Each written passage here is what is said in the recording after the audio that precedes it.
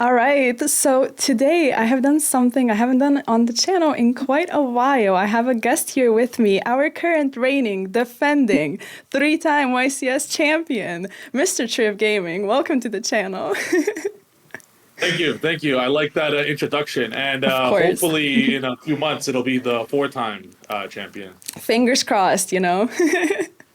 So I'm very happy to have you here. You've been doing so well. You've been on a roll recently, and you say you're literally the best Yu-Gi-Oh player alive right now, or maybe ever. I don't know. You've been playing like crazy. You've been probably playing more Yu-Gi-Oh than you've been doing anything else in life, just testing the format and stuff. So I wanna pick your brain. Let's talk about the format. Let's talk about some of the problems everyone's complaining about, how you continue to do so well. Like, I want to know everything. So let's jump into it. I appreciate the kind words. And what I tell to a lot of my friends, let's say I really love chocolate, just as a random example. Okay. Let's say I really love chocolate and I just eat chocolate every single day, 10 hours a day, as an example. Wouldn't it be fair to say I would probably be more familiar with the taste of chocolate than anyone in the world? I would dare to think so, yes. Right? And I would be super fat, but I would I would be a chocolate connoisseur. You would Luckily, be. that's what happened with Yu-Gi-Oh. So if I'm playing 10 hours a day, 7 days a week, and if I'm not the best player in the world, I must be like what am I doing with that time? Because realistically, not many people are blessed to be in that position to be able to play like Yu-Gi-Oh full time. Like be like us that are like Yu-Gi-Oh content creators. True. So yeah, I put in 70 hours. So my sadly, my leading up to the last few events of YCSs and playing with Yummy, I've just played so much that you recognize things that work and what doesn't. So that's just how I kind of like learned all these decks. And while everyone is out here complaining and whining, oh FTKs, oh like I hate Yu-Gi-Oh, it's actually one of the most fun formats we've ever had because I did the numbers. So in three YCSs, this format I Mm-hmm. have played is 47 total matches in three YCSs. Okay. Uh, It's good. You're Shadow, it's doing like my work for me. Like, you're just coming here with numbers, everything figured out already. Perfect. I don't even and gotta pull so up your Shadow, tweet. out of 47 matches, guess how many FTKs I played? I think I read your tweet. Was it like you said one, right? At that particular One, event. Yeah. one in 47 matches. So for the world to cry and complain about FTKs, I only played against one, and that was a Ryziel Protos deck, which literally does Mm-hmm. not exist in the world. So like, I don't understand the doom and gloom. It's when in reality, it's like it just doesn't exist in actual YCSs. I mean, also that deck is so toxic, like high key. Why is that deck playing everything? Like it's literally like you face this deck and you're just like, okay, I'm done. Like that's it. That's it. Yes, definitely, and I was definitely avoiding decks like that. Mm-hmm. Any deck that ends on Protos, double hand rip, detonator cross. Obviously, that's a crazy end board, but the deck also like if you go like and below on the deck, it'll pass its turn. It's destroyed. Like there's like four Ryziels out of 12 that are legal. Like you have Mm-hmm. to do all those neg one starters. Like seven Tachyon or bullshit. Typically, when cards have to play that, they're cooked for consistency. So it's like even though all this stuff exists, it's if you just play hand traps, the deck can't do anything. That's a good point. That is a good point because I do believe like a lot of times a deck will do well and people just say, "Oh, this is like the new meta deck. It's so good." Like no, the deck is still rogue. Like someone just chose it for the right event. Uh, So there's a lot of things we have already gotten into. So let's talk more about this. You basically said in your post, Yu-Gi-Oh is the greatest it's ever been. Do you still think this? Do you still stand behind this? yes, Okay. 100%. Um, not to sound cheesy, but like I wouldn't play thousands of matches if it was boring. Like I, Right. I was loving, like I'm smiling. I'm like a kid playing. Like I'm having a blast those 47 matches, and Mm-hmm. that's how the winning translates. Like you're having such a fun time in testing with your friends that you want to keep playing. Mm-hmm. So like that's how the set like this is truly the best format because let's say it's like Yummy versus Draco Tail. Those matchups are very back and forth. Mm-hmm. Draco Tail to Draco Tail, or what I love the most. I hate playing hand traps in this format because all the decks are so mid. They do Mm-hmm. nothing. So I love letting Draco Tail do their full board. I'm like, go ahead. In fact, why don't you set super quality while you're at it, and I'll let you end on seal. I'll let you end on your best board. I like looking at my 6 card hand and OTKing them. It's so fun. So yes, this is the most fun I have ever had playing Yu-Gi-Oh! Ever. Okay, so what's your goal when you try to go into a board? Because I know a lot of times playing into a board can be much more difficult than trying to establish a combo through hand traps or something. So what is your game plan when trying to go second? Because that is very hard. Great question. So let's look at the let's say Mitsurugi for example. Mm-hmm. So everyone knows what Mitsurugi does. They would have Murakumo discarding a card from your hand, so you just know you get rid of your shit card, and then you try to like waste the Murakumo. If that makes sense. Mm-hmm. So the game plan is like, how could I use 5 cards in my hand to exhaust every one of their interrupts while saving my last 6th card? Mm-hmm. Let's say. So let's say for me in my deck, any like my 6th card would always be some card like engage, Mm-hmm. where I would have 3 spells engraved, and I would use it as like a bomb card where I just automatically win if it resolves. So you use your 5 cards or 4 cards to get rid of all of their interrupts, their prayers, their purification, all their sets, all their known cards in hand, and then you just slap the engage on the floor and be like, "GG, buddy, you want to play it out?" Or like, that's the best way to do it. Like always, like you gotta like really orchestrate and architect the OTK. Like just knowing that if engages, if you know engage, if you know you could get 3 spells engraved, like that would be an example. Save it for the Mm-hmm. end. Or a classic one is saving a normal summon for the end. Or save like if you're playing Yummy and you have a surprise your opponent doesn't know. Like if you have Yummy surprise, Mm-hmm. like use all your 5 cards and just use surprise in your last card and you win. So just that type of mentality, just knowing that your last card, like actually have a plan, like have your last card be the OTK card or the win card, and then Mm. by doing that and understanding the meta to like a extremely high level, you'll always do well, always, That's a as you great know, piece of because I advice. remember Yeah. in UBell format you were cooking. You Oh, I've you had a crazy ass board. I remember. I think I handed you 3 times. You put up a crazy board, so you know exactly what it's like to OTK people. that's true. That's true. You're flattering me now. I should be doing the same. No, that You're the this is guest. rightfully so. For those watching that don't know this, I played against Shadow Rabbit at a remote regional. Yes. She also didn't tell me who she was. So I had no fucking clue who it was, by the way. So I'm just playing, and I triple hand trapped. Hmm. Triple, guys, not double. I had 3 hand traps. She still ended on a U Bell board. I'm like, the fuck could I do? Like, Well, I so mean, it's quite unfortunately, you were on 10-5, but let's not get into that, right? good times. Nah, Tempai, it was a good match, though. Tempai, Dean Smith Tempai. I love that deck. Oh, yes. But okay, so you said something about you have to know the decks to a very high degree, right? So that immediately stuck with me because the only way to do that is to play a lot, and that is pretty much what you preach, what we have already established. But is there any other habit that you have picked up besides literally just playing and finding yourself in a million situations, like some kind of advice you would like to give to people how to approach testing?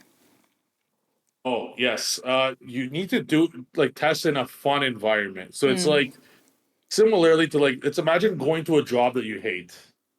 Like you're probably not gonna want to look forward to it, right? Or like if they say if you really hate it, like they give you overtime, like you'd be like, oh, I don't want to go. Mm. Like or studying, like if you find a way to make your testing very fun, whether it's getting in a testing group. For example, I test with some of the best players in the world, but it's always hilarious. Like we always crack jokes with each other, we Mm. make fun of each other, and actually just make it's hilarious. Like you're literally laughing 10 times throughout the testing. So if you guys could like get together with some friends that are also good at Yu-Gi-Oh or want to get better, or a Mm. prime example is go to locals and don't even enter locals. Just like chill at the corner with your buddies and laugh and your friends. That's how you get better because now it's fun to test. Mm-hmm. Now it's fun. Now it's like, okay, yeah, I will happily test. And next thing you know, especially when you can do that at home or online or on Discord, Mm. that's where it's like now real demon hours come because now you're testing like 20 hours a day. There was many times where I would test 18 straight hours or That's 19 straight hours many crazy. days in a row, and it didn't even feel like it. And it's almost obsessive. Mm, Where I don't think it's possible if I like for me it's easy as a content creator because I could like get a cool replay and post a video if that makes sense. mm-hmm, But it's like it almost became an obsessive. Like I would wake up and think of Yu-Gi-Oh. I would go to sleep and think of Yu-Gi-Oh. That's how I came up with Novel, by the way. mm-hmm, I I had multiple 18, 19 hour straight days of Yu-Gi-Oh! mm-hmm. And while I was sleeping, I randomly just thought of Diviner Novel, Miracle Raven into level one.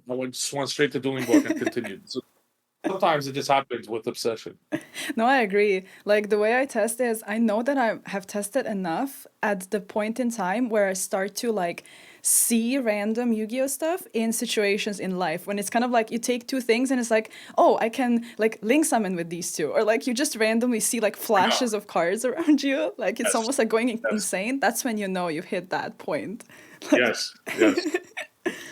so you said something about you can post a fun replay, and that got me thinking. Like watching your own replays is also a very good way of testing, I think. And I have recently started getting into this because I think it is very difficult to analyze your own replays and to figure out where you made a specific mistake. And I think it's very good to test with people because then they can tell you. And another thing is if you test with people that are better than you, which I guess for you being the best player is difficult, but you know for us mere mortals, right? If you test with players that are better than you, you're going to learn much more. So how do you go about analyzing your replays and trying to find your own mistakes? That's an amazing comment there and foresight because I have a great example. This is just before YCS Lima. Mm-hmm. I was testing with my 60 card variant of the deck with all spell cards, zero hand trap, Jibriel, and then like we're playing lots and lots and lots of matches. I recognize I'm like, why is my win rate like? Why was I not beating Tail as much as I should be beating it?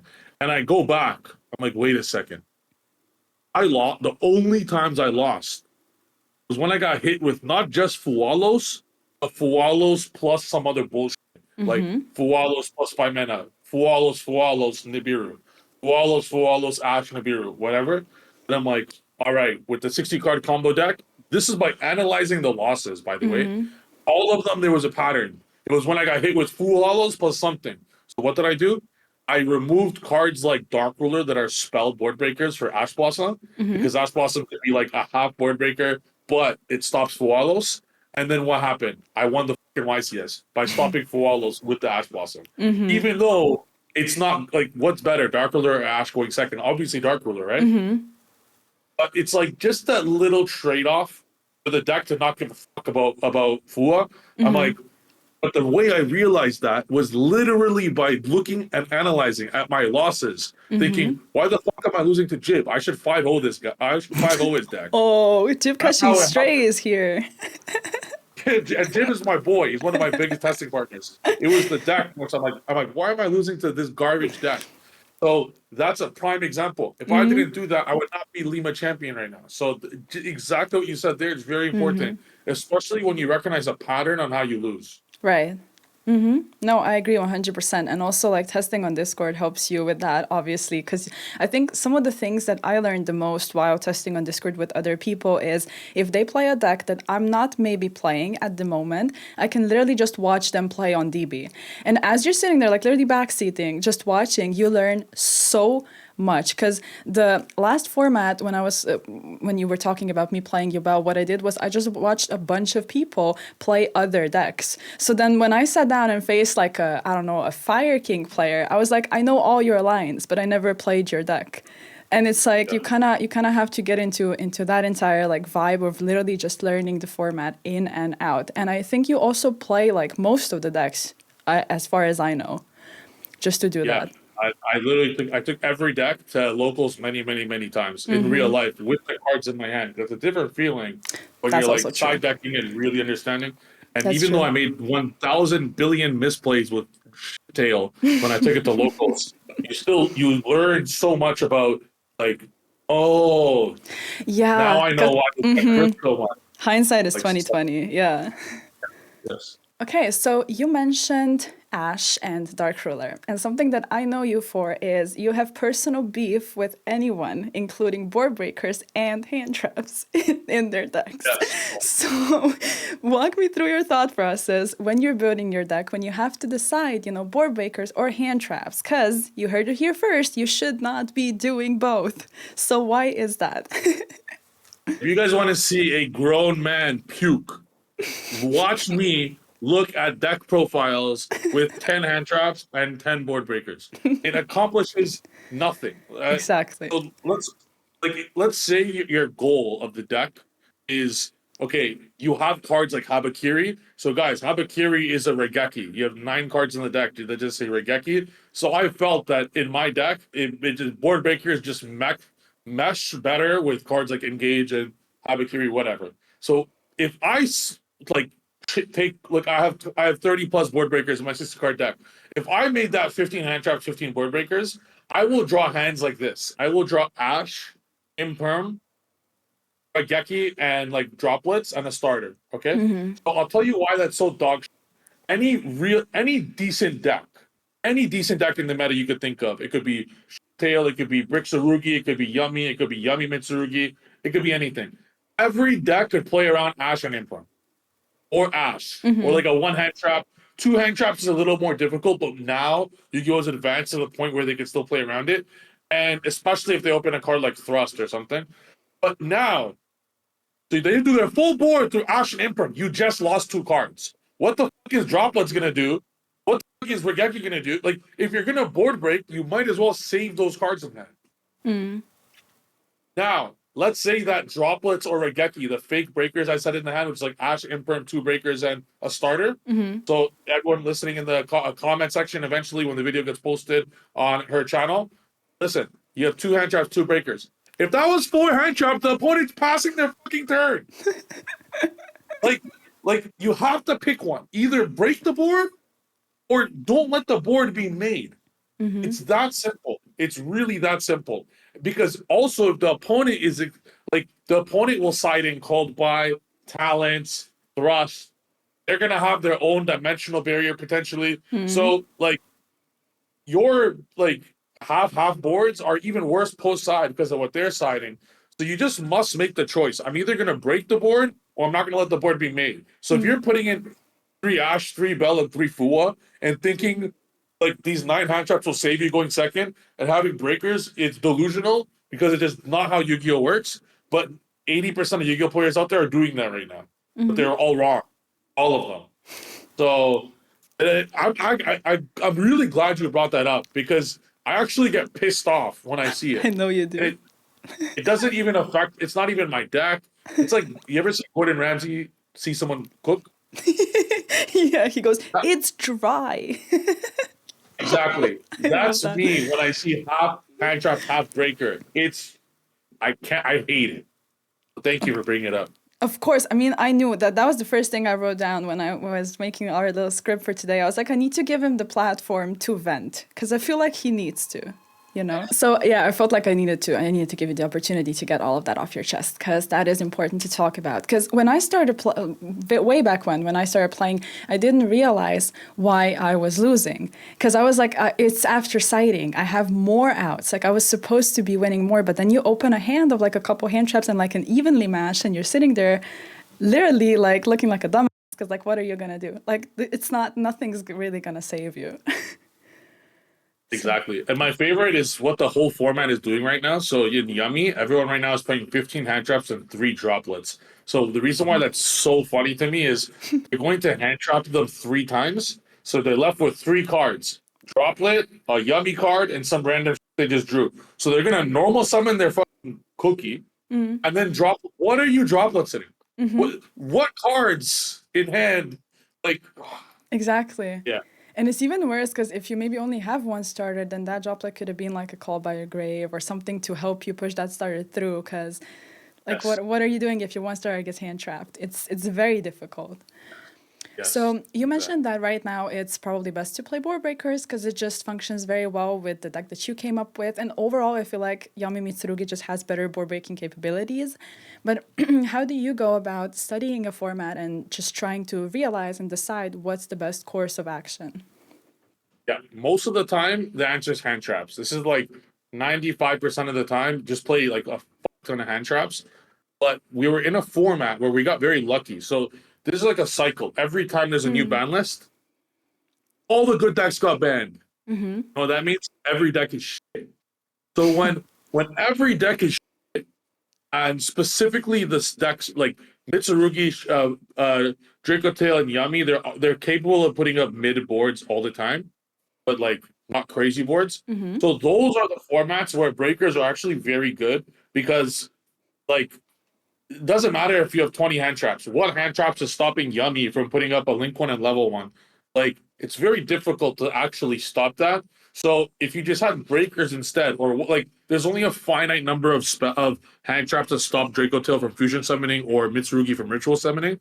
Whereas if you just let them put up their mid board, you could just activate a few breakers, and then all your trades off as like if engage could be a breaker or a starter, thrust could be a breaker or a starter, Habakiri is a breaker or a starter. Metaltronus is a breaker or a starter. Like it's just better. Like this is the 5% chance that this does happen.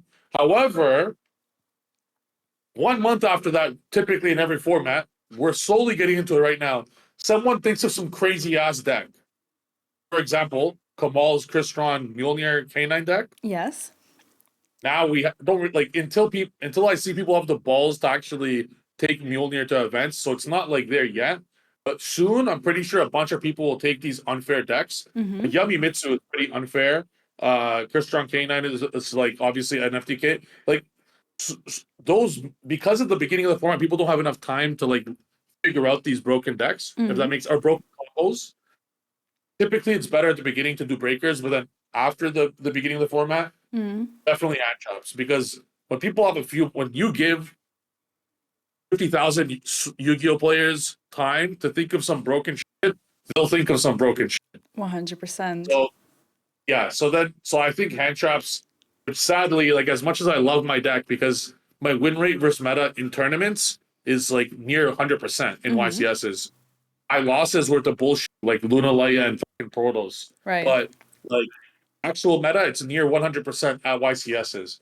But sadly, like if the trajectory is people playing FTKs, we're gonna have to change that now. But it's a very easy fix. So while the world complains about Mjolnir, we could just change our 25 board breakers to 25 hand traps and call it a day. It's Mm-hmm. very easy. I'm glad you brought that up because that's what I was gonna ask you. You said how you know you like the format, you're enjoying it, but do you just like play board breakers and say, okay, when I run into an FTK deck, I guess I'll just take that L, that game one or whatever. And when do you decide, it's worth to respect something? That's pretty much what you already answered on your own once enough people start doing it. Because I think many players actually didn't anticipate all of these FTKs at Anaheim. If you judge by Lille, I think a lot of people were kind of thinking the meta is going to be the same, and then there's all of these random just FTK and win more cards out of the blue. So it's very difficult to make some of these I guess predictions. And I think Anaheim had an unfair judgment of how many FTKs there are because Konami. I don't think it's avoidable, but maybe they should have choose the feature matches a little bit better. But the during while a feature match is going on, there's also like 750 or 800 matches going on in the background, Mm, and Konami just decided to put a bunch of FTKs up there. So I guess that's their fault for doing that. But mm-hmm, most of the format, there's no FTKs, but when they post in top eight, it's a little difficult, right? Because like they're just a bunch of them up there. But I mm-hmm, probably wouldn't have shown Kamal's deck or Alex Bergeron deck mm, on top eight unless they had to, because no one wants to see FTKs. exactly. You know, they Exactly. might have been able to fix that, but yeah, typically it's like it's 90% normal decks, 10% unfair decks. But Mm-hmm. I guess it's also where you consider. Would you consider Yami Mitsu an unfair deck FTK, or would you consider it just a very good deck? This is literally a question on my list. I was gonna ask you that because you posted, you said like, yeah, there are FTKs out there, but there's like a Yamimitsu deck or like a Christian deck that's not really an FTK deck, but like low key, you know, when a deck puts up so many interruptions, and also it's not just the amount of interruptions, it's the way you can play through hand traps. Like that kind of feels like an FTK deck, because immediately when you incorporate many different archetypes into a strategy, it's gonna be much more difficult for us to hand trap you. So then you play through stuff much better. And I do kind of consider these decks FTKs in their own right. So, yeah. I love decks like that. I love them because they're so good. I think Yamimitsu is borderline. It kind of has this Yubel feel where it's It like you could does. have like, doesn't matter how many hand traps your opponent has, you're doing something Yeah. through all of it. Yeah. I love playing decks like that. I have broken Yami Mitsurugi. Like my opponent will go first. I have OTK'd and broken Yamimitsu board many times. Okay. My board was broken as well in the tournament. So even though it's borderline, it's definitely borderline. But at least it gives them a chance. I think it's somewhat fair, Yu-Gi-Oh. I don't like the decks that don't give you a chance. But at the same time, it is pretty borderline FTK because like you need to have like an absolute god hand to break my board. That's true. Yeah, I agree 100%. So since we have all of these FTKs now, and there's bound to be more, and there's also Pittsburgh happening soon, and obviously the format is in full swing, people are gonna try and experiment more. A lot of times people also tend to do well when they're kind of like daring and they have that foresight of, you know, oh, a lot of people are going to be on board breakers. I'll just take this Ono Matraizio deck, or I'll just take this K9 Christian deck and do well because no one's going to respect hand traps. But moving forward, how do you think we should be dealing with this? And by we, I also mean Konami. Do you think they should be utilizing something like an emergency ban list and actually deal with problematic cards as they arise in the format? I don't think we need an emergency ban list. Okay. I definitely don't. But I do think in the next ban list, I hope they ban. I hope they ban Protoss. I'm sure they'll ban Habakiri just for the sake that it's been around for a while already, or like limited or something. But it's not a. It's just Yu-Gi-Oh players complaining, really, because like Yamimitsu is very good, but if we look at last format, if I didn't go to YCS Vancouver, we would be having a different discussion. We would be having a discussion that Vanquisher K9 was too unfair. And you know, like it's all what happens at the tournament. Let's say I fucked up and I lost at Lima. We wouldn't be having this discussion that Yami Mitsurugi is so broken. But because they won, like, and they got second top, like Cam. By the way, I forced Cam Neal to play Yami Mitsu. Also, like, what was his Yamimitsu deck? Because that's just the most ugliest deck. I still tell him to this day. I can't even. I can't. I was literally just before this call. I was in a call with Cam, laughing at how garbage Aramasa, Kusanagi, Futsu are in the deck. So I agree, 100%. In fact, I'm going to tell him again. I'm going to say Shadow Rabbit also says your deck was dog shit. But Cam, you're lucky that you dodged me, as I told him. Cam just decided to do it, but a lot of people like to play Yu-Gi-Oh! In a sense where it's like, this is their thought process. They're like, I'm gonna play 17 rounds of Yu-Gi-Oh! And I'm not gonna draw one of my 9 bricks. Yeah, like the math just isn't really mathing there, right? Yeah, exactly. That's actually why I took 60. Now I know this sounds weird, but if you just add 20 more starters to your deck while playing 60, but you keep the same amount of bricks 40 does, mathematically it's a much less chance to see your cards. Right. I also listened to one of your, I'm not sure, it was like a discussion. You said that every time you took a 60 card deck, you did very well with it. Yes, yeah. I did. I never realized it until thing. So take this in. My first time I ever took a 60 card deck was my very first top. I just took 60 card Pendulum for shits and gigs because my opponent or my buddy dared me to, and I did. I topped. Okay, the next time I took 60 cards was at a regional. I took 60 card Manadium. I won the regional. All right, the next time I took 60 cards, I took 60 card Fiend Smith, Mitsurugi, Pyle, Rizzo, whatever. Mm-hmm. I won the regional. So 3 for 3, 2 wins, 1 top. Mm-hmm. The next time I took it. Battle Rabbit, guess. The next one, Oh YCS man, I Lima. don't know. Exactly. YCS Lima. I win. The time I take it after, top 8 Anaheim. I am 5 for 5 with 60 card decks. There's something there with There 60 is card something decks. there. There's gotta be. But going back to what we were discussing before, you said some of these issues should be probably addressed on the next ban list, which seems very reasonable. But I personally have a problem with the fact that they sometimes choose to hit a card once they deem it problematic, like a Paradise Smasher or something that's very obviously an issue, but they don't, either they don't care or they just literally don't know. They don't take enough time to find out what the potential issues could be and ban them beforehand. I think that is a problem. Because, like, players are always gonna just substitute problems with more problems. That's what we tend to do, because the goal is to win at the end of the day. And if you can lock your opponent out, you know, like, you're probably gonna do it. Like, we're all gonna do it. So I think they should be more diligent about that. You want to ban every floodgate? Let's do it. We should. All right, so let's do this, okay? Let's make a deal, okay? Okay, let's make a I'm deal. going to get 1 million subscribers. Right. You're going to get 1 million subscribers. Deal. We're going to enlist the help of other 1 million subscriber Yu-Gi-Oh! YouTube channels. Mm-hmm. We're going to collectively put an offer to Konami. Mm-hmm. We're going to be partners. We're all going to just like buy a bit of Konami. Mm-hmm. And then we're going to run the ban list. Right. And we're going to ban every floodgate ever. That sounds like a perfect solution. Thank you. Okay. We're done with this. Okay, perfect. I'm gonna hold you to it. A decade Please from do. now.